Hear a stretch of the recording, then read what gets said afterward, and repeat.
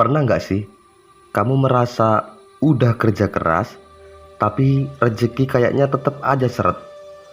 Mungkin selama ini bukan nasibmu yang salah, tapi ada kebiasaan kecil yang diam-diam menahan rezekimu. Dan parahnya lagi, kamu nggak sadar kamu ngelakuin salah satunya, bahkan mungkin setiap hari. Kadang kita heran, kenapa hidup rasanya berat, rezeki seret, padahal sudah kerja dari pagi sampai malam. Kita pikir dunia tidak adil, tetapi sesungguhnya kadang bukan nasib yang menahan rezeki kita, melainkan kebiasaan kecil yang pelan-pelan mencuri kesempatan kita. Bisa jadi alasan kamu belum kaya bukan karena kamu malas, tapi karena tanpa sadar kamu masih punya kebiasaan yang bikin rezekimu terus menjauh. Hati-hati, jangan-jangan kamu adalah salah satunya. Inilah 5 kebiasaan yang diam-diam membuat banyak orang tetap miskin, meski sebenarnya mereka bisa hidup jauh lebih layak dan lebih baik. Yang pertama adalah menunda hal kecil. Setiap kali kamu berkata, "Nanti aja," kamu sedang menunda langkah menuju perubahan.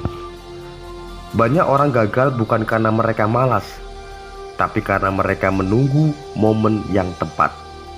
Padahal momen yang tepat itu tidak akan pernah datang.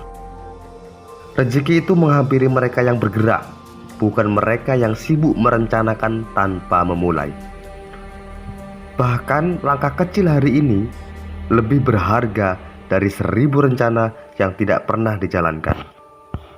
Jangan tunggu siap, karena kesiapan datang dari keberanian, bukan dari menunggu waktu yang sempurna. Yang kedua, terlalu banyak membandingkan diri. Kamu lihat temanmu beli motor baru, lihat tetangga bangun rumah, dan dalam hatimu muncul suara pelan, kapan aku bisa seperti mereka?" Hati-hati, karena saat kamu sibuk menghitung rezeki orang lain, kamu lupa mensyukuri nikmat yang sudah kamu punya. Perbandingan itu racun halus, ia mencuri rasa syukur, dan ketika syukur hilang, pintu rezeki pun ikut tertutup. Mulailah menghitung apa yang sudah kamu miliki, bukan yang belum kamu dapat, karena rezeki tumbuh di hati yang tenang dan bersyukur. Yang ketiga, gengsi lebih tinggi dari isi. Banyak orang miskin bukan karena penghasilan kecil, tapi karena gengsinya terlalu besar. Kita ingin terlihat sukses, padahal belum siap benar-benar sukses. Uang habis untuk membuktikan sesuatu kepada orang yang bahkan tidak peduli. Sementara orang kaya sungguhan justru terlihat sederhana. Mereka diam-diam menabung, belajar, dan berinvestasi, ketika yang lain sibuk memamerkan hasil. Gengsi itu seperti lubang kecil di dalam dompet. Sekilas tak terlihat, tapi pelan-pelan menghabiskan segalanya. Yang keempat, takut gagal. Kegagalan sering dianggap musuh, padahal ia guru yang paling jujur. Kamu tidak akan pernah tahu sebenarnya seberapa kuat dirimu. Banyak orang memilih jalan aman, takut rugi, takut ditertawakan, tapi mereka lupa harga diri, harga dari rasa aman itu adalah kehilangan peluang. Orang yang berhasil bukan karena tak pernah gagal, tapi karena mereka gagal lebih sering daripada kamu. Dan setiap kali jatuh, mereka belajar sesuatu yang sangat berharga. Jangan takut gagal. Takutlah kalau kamu tidak pernah mencoba. Yang kelima, tidak punya arah.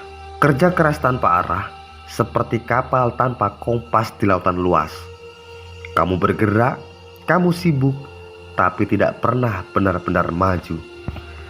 Banyak orang bekerja keras setiap hari, tapi mereka tidak tahu untuk apa. Tidak punya tujuan, tidak punya rencana, hanya mengikuti arus hidup sampai lupa ingin kemana. Padahal Rezeki datang pada orang yang tahu kemana dia akan melangkah. Tuhan tidak menuntun langkah yang tidak punya tujuan. Tulislah impianmu, tulislah mimpimu, sekecil apapun itu sudah cukup untuk memberi arah dalam hidupmu. Guys, kemiskinan bukan hanya soal uang, tapi soal cara berpikir, cara bersikap, dan cara melihat hidup. Berhenti menyalahkan nasib. Mulailah perbaiki kebiasaan kecil, karena hidupmu tak akan berubah kalau kamu masih melakukan hal yang sama setiap harinya. Ingat, rezeki tidak akan datang pada orang yang menunggu, tapi kepada mereka yang berani berubah. Kaya bukan tentang isi dompet, tapi tentang isi pikiran dan hati yang terus belajar. Terima kasih yang sudah menonton. Jangan lupa like, komen, dan subscribe untuk mendapatkan informasi tentang keuangan yang lainnya.